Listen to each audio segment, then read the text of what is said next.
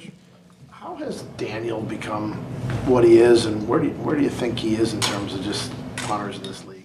Yeah, I think we talked about it I can't remember, it's been so long since we've talked, but I think we talked about it a couple weeks ago. He's certainly an ascending player, and at this particular point, he's playing at an elite level.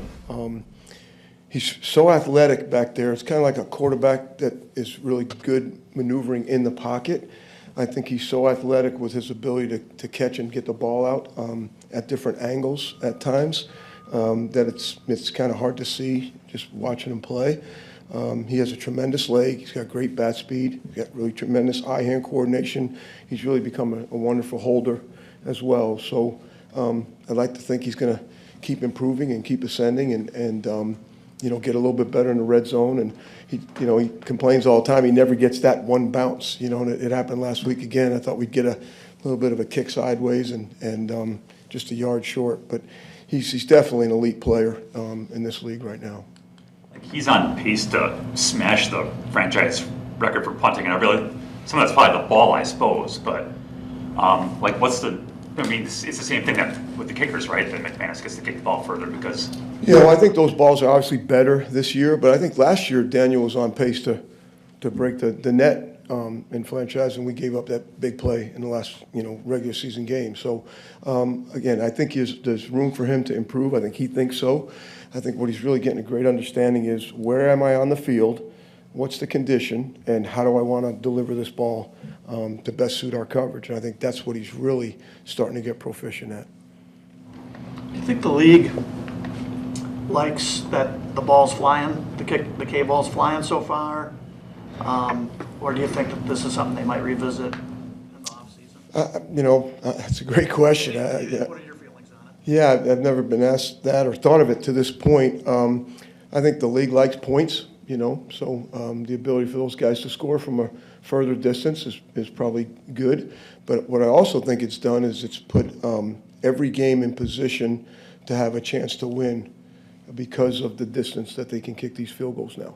And we'll see when the year is over what it looks like from the gross punting percentage, if that's been a big increase as well. But, I don't know if they'll revisit it or not. I know the kickers like it, and they haven't. I don't think anyone's abused it to this particular point like they did way back when, and that's how they got into this situation to begin with. That's how we ended up getting a kicking ball. Is guys used to, give the ball a bath and then put it in the sauna, and then next thing you know, they were kicking rugby balls. And so that kind of caused this way back in, I think, 01 and in 02, I think is when they went to the kicking ball. And now we've had all those years of that, and now we have this where they can at least practice with it, and it's a better ball for the snapper as well. I think that's the big thing no one's talked about is that game ball before when they first took it out of the bag and you get a short period of time to rub it down, it's difficult for the snapper to get a good grip on the ball to snap it, especially as the weather gets colder. So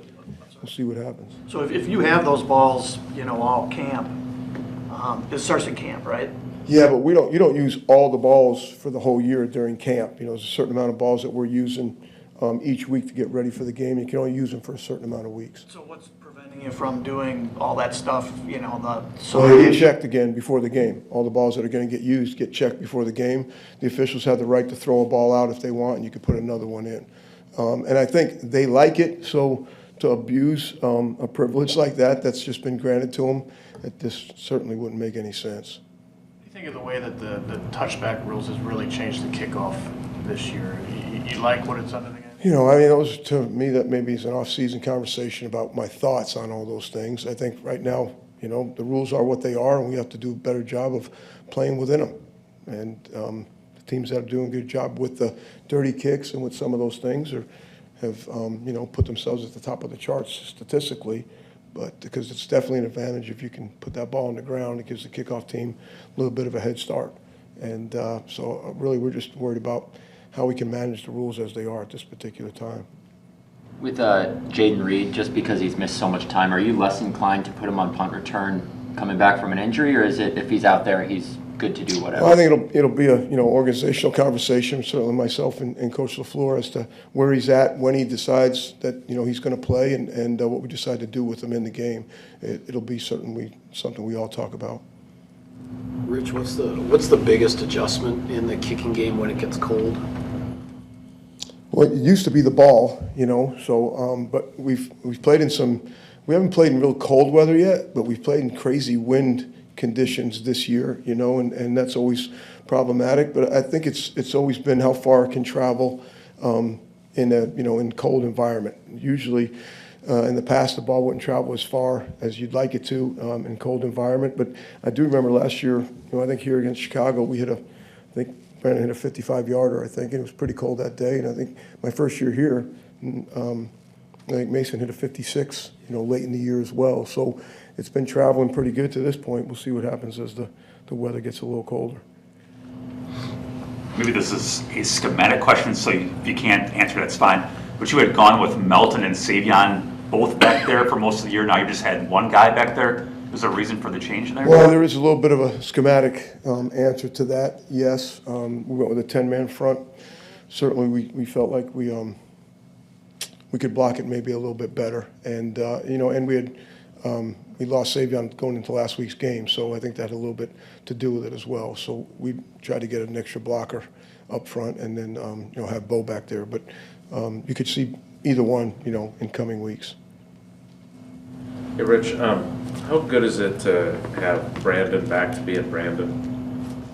Yeah, obviously, you know, it's been really good. Feels like he's back. I think the thing with Brandon, the conversations I've had with him when he went through, you know, the Derek Jeter slump, as we would call it, you know, coming off of the quad, but I think he's back. You know, who he is and the crap in his neck and the attitude and the crazy body language and all those kind of things. I think he's back, and I think he feels like he's hitting the ball the way he wants to hit it, and I think that's probably for me, that's the saving grace of I feel good about every time he goes out there to kick the ball. So whether he makes it or miss it, I feel like who he is when he hits the ball is back, and I think that's the, you know, biggest compliment I can give to him. But you know, I told him, you got yourself in this mess, you know, you got to get yourself out of it. And I think he's done a really good job, you know, of gaining that confidence back, that swagger back, that personality back that allows him to be the kicker that he's been all this time. He was telling me today that he's going to do a science experiment on the balls in practice tomorrow.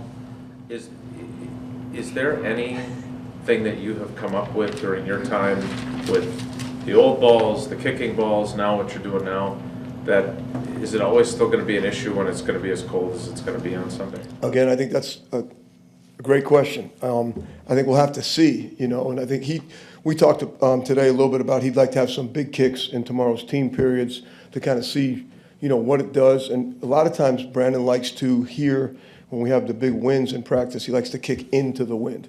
You know, he gets a better feel for kicking into the wind than if we kicked with it. So we do it that way. We do it whether it's an indie script for him or if it's a team script, we kick into the wind so you can kind of get a better feel for what the ball can actually do. And so we'll see what it does tomorrow. We're going to give him some bigger kicks, and he's a lot more intellectually inclined to give you the results of the science experiment than I would be. But I think we are waiting to see. You know, we've got a few cold games coming up. You know, we've got a game coming up in Denver, which altitude always plays a factor with the ball. So we'll see what it looks like when we get to that. Do you ever coach them to kick it straight into the end zone besides like an end-of-game scenario, or were Brandon's exasperated reactions on Thursday a result of him not meaning to do that? His reaction was a result of the words coming out of my mouth, probably, especially early. The first one, you know, I think his leg was so rested, he says, well, it's only 1 yard in. I'm like, it's still in. There are times, obviously, we'd love to kick a touchback or you'd love to kick it out of the back of the end zone, time permitting. You don't want to return it or you want to make a return, whatever that is. But, you know, he just sometimes has bat speed that it catches up to him and he kicks it a little too far. You know, but if you look back at his history, he's always been really a three-step approach guy. Even when it was a full kickoff for him, he's never been a 7 or 9 yard approach guy for a big kick. He's always been able to hit the end zone with a three-step approach. So I think he's working on it all the time, and you know, hopefully we'll have a little bit better results this week with those, and he won't have the same. But sometimes he has ridiculous body language when he makes a kick, you know, so I can't figure him out too much. So none of those were intended to go in. None of his kickoffs shots were intended to go in the end The zone. first two were definitely not intended to go into the end zone. After that, so we'll see. But those two for sure, I can promise you the first one. So, because stuff rolls downhill, I get it from our head coach, and it goes right from me to Brandon.